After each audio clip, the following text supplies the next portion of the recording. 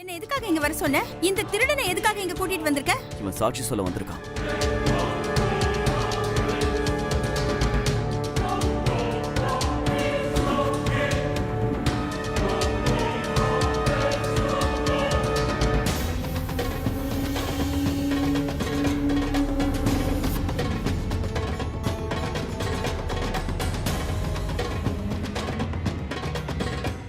டேய் சொல்றா சொல்றா. இது சொல்லிடுறேன் சார்.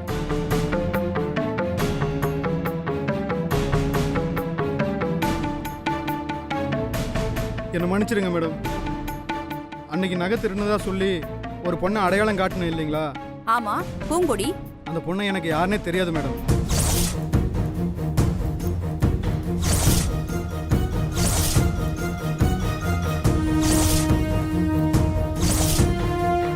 நான் அந்த பொண்ணை பார்த்ததே கிடையாது. அந்த பொண்ணும் என்கிட்ட எதுவும் சொல்லலை.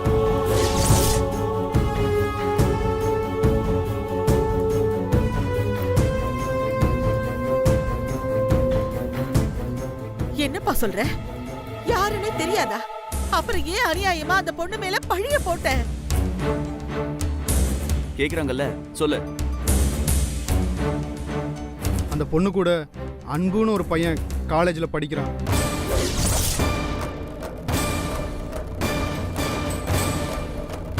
அவனுக்கு இந்த பொண்ணுக்கு ஏதோ பிரச்சனையா.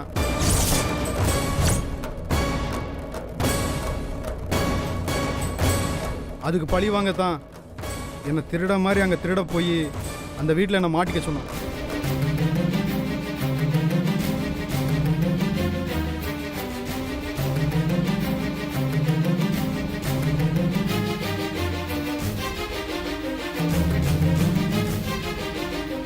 கேட்கும்போது அந்த பொண்ணு தான் எனக்கு ஐடியா கொடுத்தான்னு சொல்ல சொன்னான்.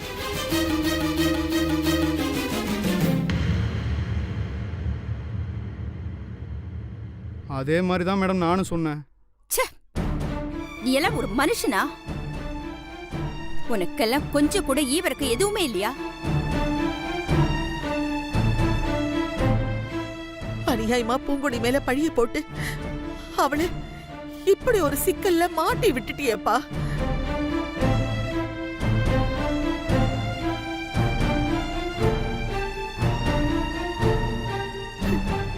நான் செய்யல, என்ன நம்புங்க பாட்டின்னு எவ்வளவு கெஞ்சினா. நான் அத காதலியே வாங்கலையே. தப்பு பண்ணிட்டேன்.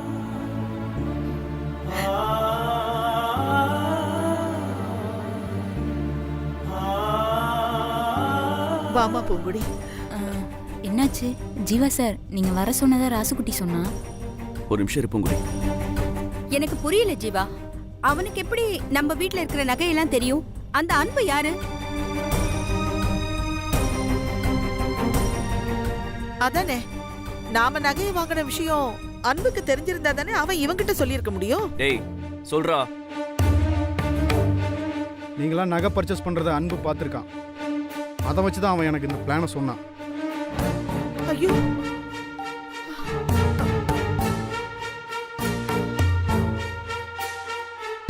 அந்த நேரத்தில் நானும் பண கஷ்டத்தில் இருந்தேன். அதான் ஒத்துக்கிட்டேன். என்ன ஜீவா, இவ சொல்றதெல்லாம் நம்புற மாதிரியா இருக்கு?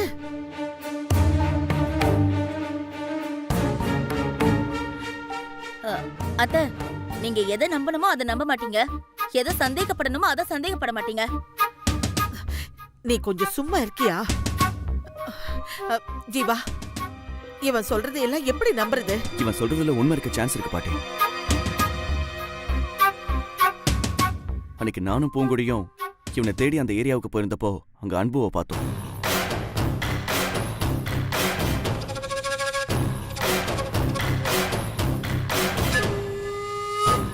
இவனை கண்டுபிடிக்கிறதுக்கு அவன்கிட்ட தான் ஹெல்ப் கேட்டோம். அப்ப அவன் டென்ஷனா இருந்தான். அவசியமே இல்லாம ஏதோ ஃப்ரெண்டு கிட்ட பேசிட்டு வரேன்னு சொல்லி போய் தனியா பேசிட்டு வந்தான். இதையெல்லாம் வச்சு பார்க்கும்போது இவன் சொல்றது உண்மையாதான் இருக்கும்னு தோணுது.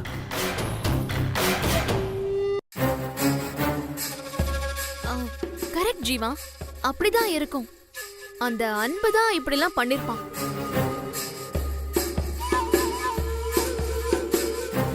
சார் நான் பண கஷ்டத்தில் இப்படி பண்ணிட்டேன் சார், என்னை விட்டுருங்க சார்.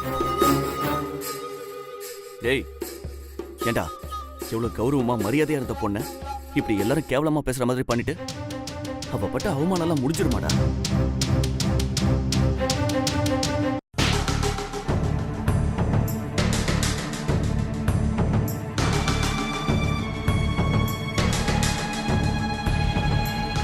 கஷ்டத்துக்காக பண்ணிட்டேன்னு எவ்வளவு ஈஸியா சொல்லிட்ட. அவளும் கஷ்டப்படுற பொண்ணு தானே, அவ அப்படி பண்ணுவாளா?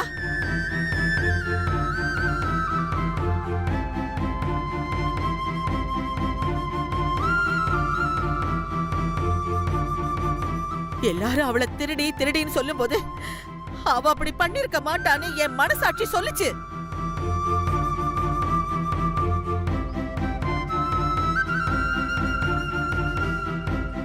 இருந்தாலும் அதை என்னால வெளிப்படையா சொல்ல முடியல. அந்த சூழ்நிலையில நான் ஒருவேளை அவளுக்கு சப்போர்ட் பண்ணி பேசி இருந்தா எங்க சம்பந்தி குடும்பத்தோட எங்களுக்கு மனசாபம் வந்தாலும் வந்திருக்கும்.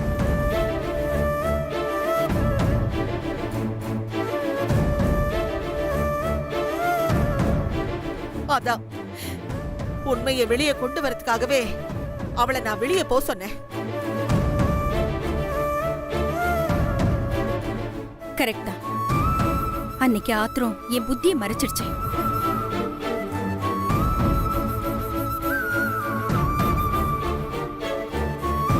என் பையனோட உசுரை காப்பாத்தனவனு கூட பார்க்காம உணர்ச்சி வசப்பட்டு எதேதோ பேசிட்டேன். ஐயோ, பெரிய வார்த்தையெல்லாம் சொல்லாதீங்க மேடம். சந்தர்ப்ப சூழ்நிலை, உங்க இடத்துல யார் இருந்திருந்தாலும் அப்படிதான் பண்ணியிருப்பாங்க. பூங்குடி, நீ வயசுல சின்னவளா இருந்தாலும் மனசளவுல ரொம்ப பெரியவமா.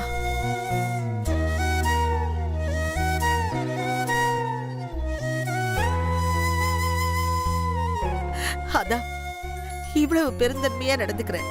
ஐயோ போதும் பாட்டி, விடுங்க. ஜீவா சார், இந்த திருட்டு பழியிலேருந்து வெளியே வராம இந்த வீட்டுக்குள்ள திரும்ப வர முடியாம போயிருந்தா கண்டிப்பா நான் செத்திருப்பேன்.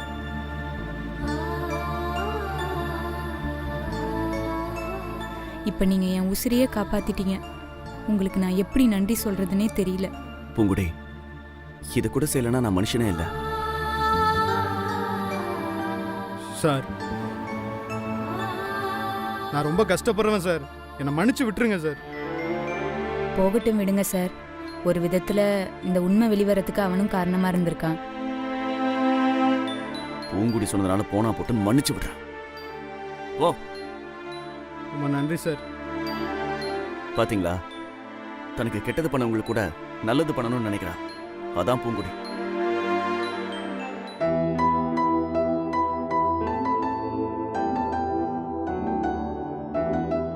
சரிங்க, எனக்கு கொஞ்சம் வேலை இருக்கு, நான் கிளம்புறேன். சரி மாயா, வா.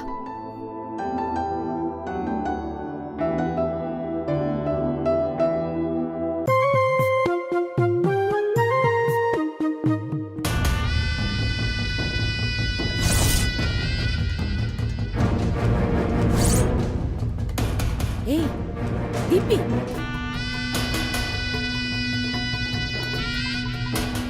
சீதா, மேலே வா.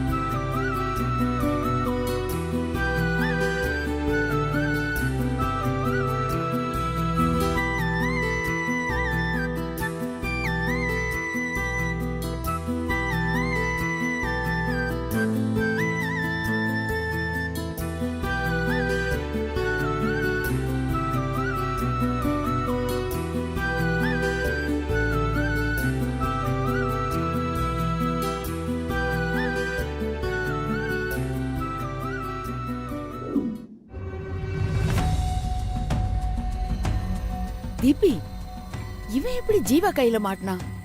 அந்த திருடன் பணம் வாங்குறதுக்காக அன்புவை தேடி காலேஜுக்கு வந்திருக்கான். அங்கதான் ஜீவா கிட்ட மாட்டிக்கிட்டான். ஜீவா இவனை இங்க கூட்டிட்டு வந்துட்டாரு. ச்சே. மாயாவதி ஆண்டியே இங்க வந்துட்டாங்க. நீங்க வேற பக்கத்துலயே இல்லையா? எனக்கு பயங்கர டென்ஷன் ஆயிடுச்சு கிரானி. இந்த நகை விஷயம் நம்ம கால சுத்தின பாம்பு மாதிரி ஆயிடுச்சு. அது நமக்கு எப்பவுமே ஆபத்து தான். என்ன சொல்றீங்க கிரானி? அந்த அன்பு யாரோ ஒருத்தன் இல்ல, பார்க்க முடியாதவனும் இல்ல, டெய்லி காலேஜுக்கு வரவன். ஜீவா அவனை ஈஸியா பார்க்க முடியும். அவனை பிடிச்சு மிரட்டும் போது அவன் உன் பேரை சொல்லிட்டானா?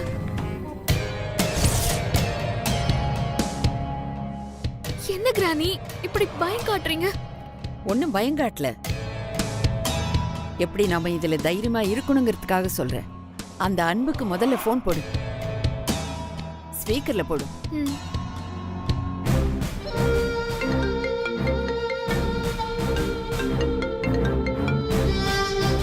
ஹலோ, அன்பு, சொல்லு தீபிகா. நானே உனக்கு ஃபோன் பண்ணலாம் தான். அங்கே என்ன சூழ்நிலைன்னு தெரியாதனால தான் நான் உனக்கு ஃபோன் பண்ணல. சொல்லு, என்னாச்சு? அவன் தெளிவா அன்பு தான் என்ன திருட மாதிரி மாட்டிக்கிட்டு பூங்கோடி மேல பழிய போடுன்னு சொல்லி பணம் கொடுத்தான். பூங்கோடி எனக்கு யாருன்னே தெரியாது, அவளுக்கும் எனக்கும் சம்பந்தமே இல்லைன்னு சொல்லிட்டான். இந்த பிரச்சனை இதோட முடியல அன்பு. ஜீவா எப்படியோ உன்னை பிடிச்சிருவாரு. ஹேய், அதை பற்றி நீ ஒன்றும் கவலைப்படாத. நான் ஒன்றும் சொம்ப இல்லை, அன்பு. எதுக்குமே அடங்காதவன். சும்மா வீரப்பா பேசுறதுல பிரயோஜனம் இல்ல அன்பு, செயல்ல காமி. தீபிகா, அது உனக்கும் பொருந்தும். நீ அனன்யாவை என் கூட சேர்த்து வைப்பன்ற நம்பிக்கையில தான் நான் இதெல்லாம் பண்றேன். அதுக்காக அந்த ஜீவா என்ன போலீஸே அடிச்சு மிதிச்சாலும் நான் உண்மையை சொல்ல மாட்டேன். உனக்கும் எந்த பிரச்சனையும் வராது. ஆனா நீ என்கிட்ட சொன்ன மாதிரி அனன்யாவை என் கூட சேர்த்து வைக்கல. இதை மட்டும் இல்ல, நீ பண்ண எல்லா தகுதத்தை வேலையும் ஜீவா கிட்ட நானே போய் சொல்லுவேன்.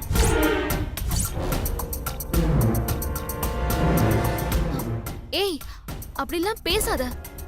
ஒன்னும் நடக்காது. நெகட்டிவா ஏன் திங்க் பண்ற? அப்ப நீ பாசிட்டிவா திங்க் பண்ணு.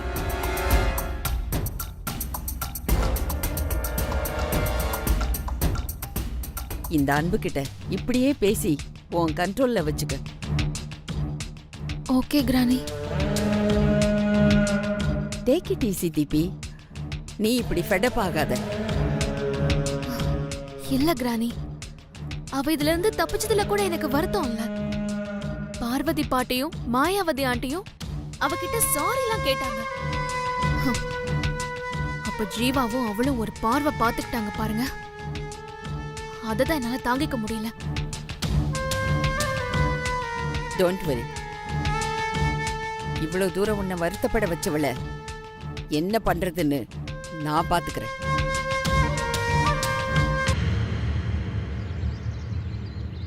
ஏய், அதான் உன்னை நான் அப்பவே போன்னு சொன்னல, ஏன்டா போல? சார், நீங்கள் பாட்டுக்கு அடிச்சு இழுத்துட்டு வந்துட்டீங்க. பைக் அங்கே இருக்கு சார், என்னை கொஞ்சம் அங்கே விட்டுடுங்க சார். சரி, அங்கே போய் வெயிட் பண்ணு. ரொம்ப தேங்க்ஸ் சார். ஆனால் நானும் பல தடவை நினச்சிருக்கேன், தப்பே பண்ணாமல் நான் தலகுனிஞ்சு நின்னப்பெல்லாம் நீங்கள் கூட சப்போர்ட் பண்ணி பேசலையேன்னு. எங்க நான் உனக்கு சப்போர்ட் பண்ணி பேசினா அதுக்கும் சேர்த்து உனக்கு பிரச்சனை வருமேன்னு அப்பெல்லாம் அமைதியாவே இருந்திருக்கேன். இப்போதான் எனக்கு உண்மையான காரணமே புரியுது. அதுக்காக உன் மேல திருட்டு பட்டம் கட்டி உன்னை குற்றவாளின்னு சொன்னப்ப கூட என்னால பெருசா ஒன்றும் பேச முடியல.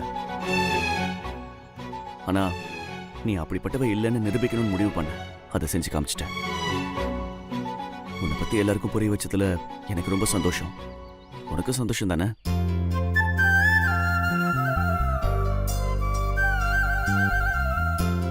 உண்மையிலே எனக்கு ரொம்ப சந்தோஷமா இருக்கு சார். ரொம்ப தேங்க்ஸ் சார். உன் தேங்க்ஸ் எல்லாம் சரி, முதல்ல நீ ஹாஸ்டலுக்கு போய் உன்னை தப்பா பேசி அவமானப்படுத்தினாங்கல்ல, அவங்க எல்லார்கிட்டையும் நெஞ்ச நிமித்தி நீ யாருன்னு சொல்ல. ம். சரி, அப்ப நான் கிளம்புறேன்.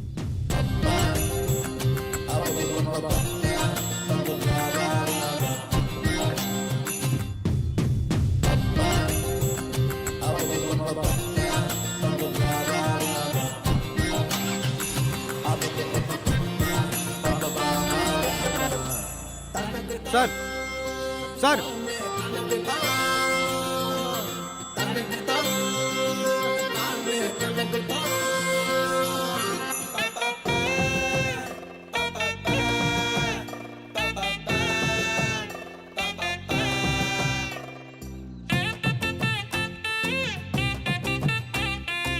மேடம் ஆ?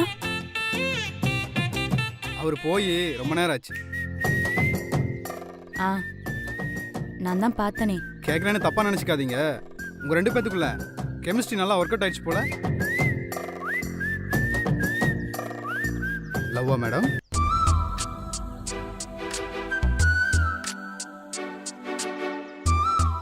அதெல்லாம் ஒன்றும் இல்லை. அவர் எங்கள் சாரு. அவர் மேலே எனக்கு ரொம்ப மரியாதை இருக்கு. அதான் நீங்கள் எவ்வளோ மரியாதை வச்சுருக்கீங்கன்னு நான் கண்கூடவே பார்த்தேனே. நான் கை நீட்டி அவர் போகிறத மறைக்கிறேன், அப்புறம் நீங்கள் அவரை பார்த்துட்டே தான் நிற்கிறீங்க. அப்போ நான் அவரை உங்கள் மனக்கண்ணால் பார்க்குறீங்கன்னு தானே அர்த்தம்?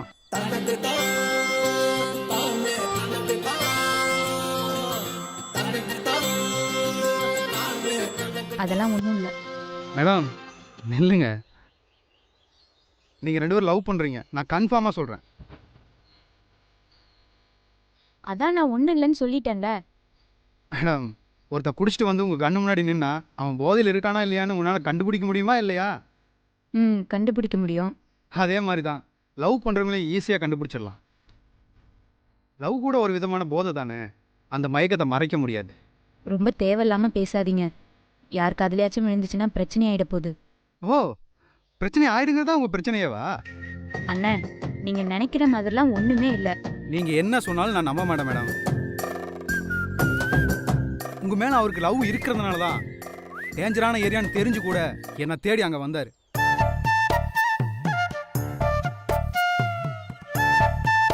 அது மட்டும் இல்லை, அங்கே இருக்கிற ரவுடி கிட்ட விசாரிச்சு ரிஸ்க் எடுத்திருக்காரு. இப்போ என்ன சொல்கிறீங்க? நான் சொல்கிறது கரெக்டு தானே? அது என் மேலே இறக்கப்பட்டு என்னை அவமானத்துலேருந்து காப்பாற்றணும்னு வந்தார். யாரோ ஒருத்தனா? நீங்கள் 2 பேர் லவ் பண்ணுறீங்கன்னு எனக்கே தெரியுது, உங்களுக்கே தெரிய மாட்டேங்குது. இல்லை தெரியாத மாதிரி நடிக்கிறீங்களா என்ன?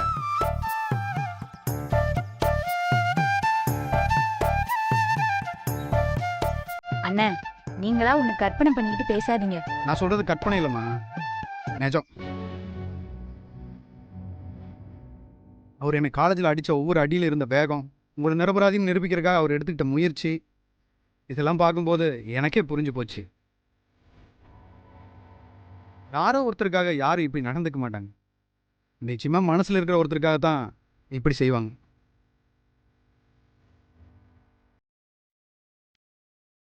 அதனால தான் சொல்கிறேன், நீங்கள் 2 பேரும் லவ் பண்ணுறீங்க.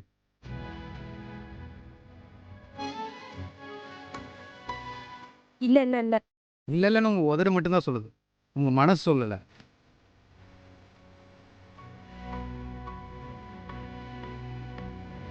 ஏன்னா நானும் ஒரு பொண்ணை லவ் பண்ணி தான் கல்யாணம் பண்ணிட்டேன். பணம் தேவைப்பட்டதுனால தான் நான் இந்த திருட்டு தொழிலுக்கே வந்தேன். ஃபைனலாக நான் ஒன்று சொல்கிறேம்மா, நம்ம காதல் உண்மையானதாக இருந்தால், தூய்மையானதாக இருந்தால், நாம் பொடி பிடிக்க வேண்டியதில்லை, போராட வேண்டியது. அந்த காதல் தானாகவே வெளி உலகத்துக்கு தெரிய வரும், தானாகவே ஜெயிக்கும். இது சத்தியம்.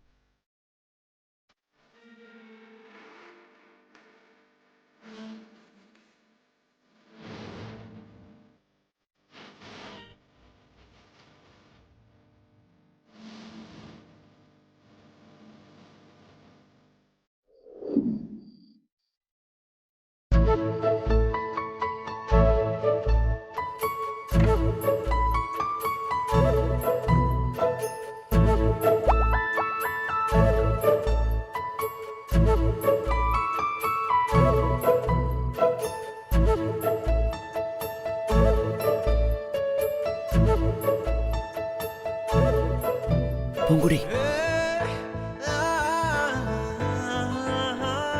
பூங்குடி,